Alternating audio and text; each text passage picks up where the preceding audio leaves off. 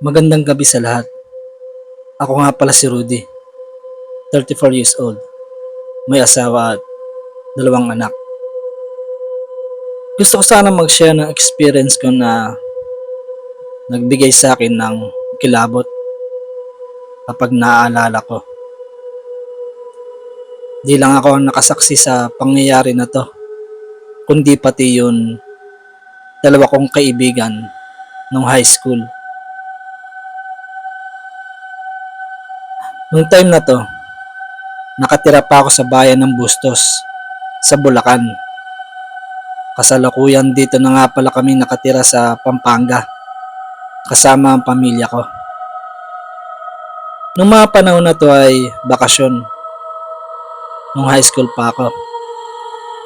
Dahil walang pasok at walang ginagawa, kadalasan, maghapon lang ako sa computer shop. Nagpapalipas ng buong araw. Kasama yun isa sa kabarkada at kaibigan ko na si Jordan. Classmate ko din siya sa high school at taga Bustos din. Di gaano magkalayo ang mga bahay namin. Kaya mas madalas siya ang kasama ko sa pagtambay. Minsan sa kanila kami tumatambay at minsan sa amin naman. Basta kung saan namin maisipan. Madalas din namin puntahan si Daboy, isa sa barkada namin nung high school, lalo na kapag sasapit ang gabi. Nagpa-part-time job si Daboy nung panahon na to sa isang burger stand na malapit lang din sa amin. Pero mas madalas talaga sa computer shop kami tumatambay. Uso pa nung mga panahon na to yung pa-promo sa mga computer shop na 100 pesos, 8 hours ka na maglalaro. Nung nagkapera kami ni Jordan ay naisipan namin mag-avail ng promo sa computer shop. Kasagsagan to nung online games na Run Online at Warcraft. Sigurado, alam ng mga kaedaran ko yung laro na to. Lalo na yung mga mahilig sa online games noong panahon na yon. Sarap balikan din yung mga panahon na to. Balik tayo sa kwento. Hapon na kami nagsimula ni Jordan. Mga bandang alas 4 na siguro nun. Dahil sobrang libang namin sa paglalaro ay di namin namamalayan ng oras. Lalo na yung gutom namin. Pakiramdam mo kasi, nabubusog ka kapag nagle-level up yung karakter mo sa nilalaro mo. Sa sobrang pagkalibang namin ay di namin namalayan na tapos na pala 8 hours namin. Pagtingin ko sa orasan ng computer shop ay nakita ko na alas 12 na pala ng hating gabi. Tsaka pa lang ako nakaramdam ng gutom. Kaya pagkabayad namin, sinabihan ko si Jordan na makadaan na muna ka sa pinagtatrabahuhan na burger stand ni Daboy. At sinang-ayunan naman niya ako. Ilang kanto din ang layo ng pesto nila Daboy, kaya ilang minuto din kami naglakad ni Jordan. Yung pesto nila Daboy ay malapit sa tulay. Yung tulay na to ay nagdudugtong sa bayan ng Bustos at sa bayan ng Baliwag. Kaya siguradong alam ng mga taga rito yung sinasabi ko. Kung may nakikinig man sa channel na to, na taga rito. Tuloy ang kwento. Habang naglalakad kami ni Jordan ay nagbibilang kami. Hindi ng hakbang namin kundi ng mga chicks na makikita namin. Tapos meron yan grade 1 to 10. Siyempre, 10 ang pinakamaganda sa mga makikita namin. Narating na namin ni Jordan yung pwesto nila Daboy. Buti at siya ang naka-duty nung time na yon.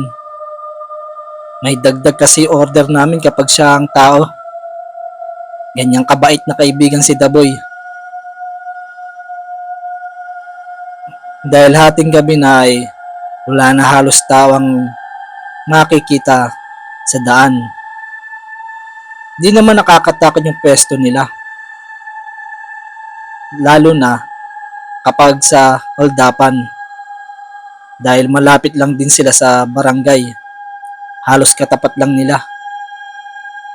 At kung may mga hold up man sa kanila, tsak na makikita kagad ng mga tanod yun.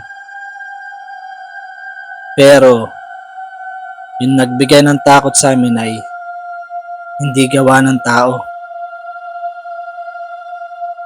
Habang kumakain kami ng burger at nagpapalipas muna ng oras ay may nakita kaming motor na paparating. Maliwanag yung tulay at yung pesto namin. Marami kasing ilaw sa paligid namin. Kitang kita mo talaga yun, paparating. Pababa pa yung tulay, papasok ng Bustos. Mas mataas yata yung baliwag kesa dito sa Bustos. Kaya kung papasok ka ng Bustos ay pababa ka ng tulay. Habang papunta sa amin yung motor, nakita namin na minamaneho to ng lalaki na kasing edaran lang din namin.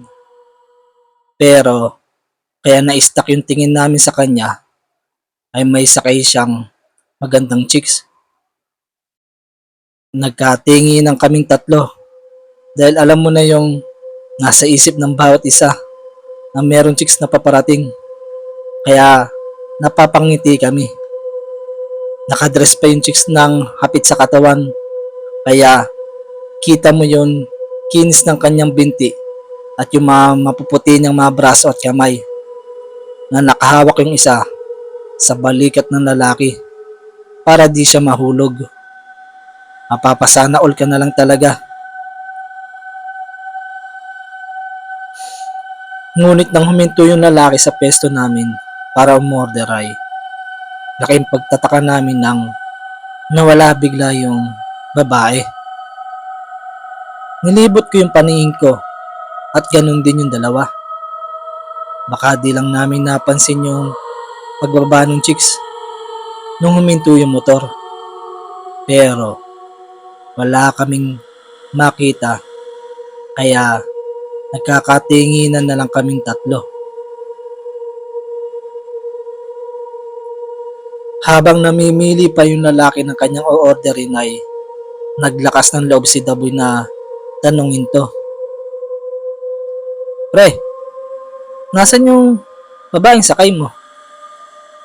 Tanong niya dito. Kaso, mukhang di siya narinig.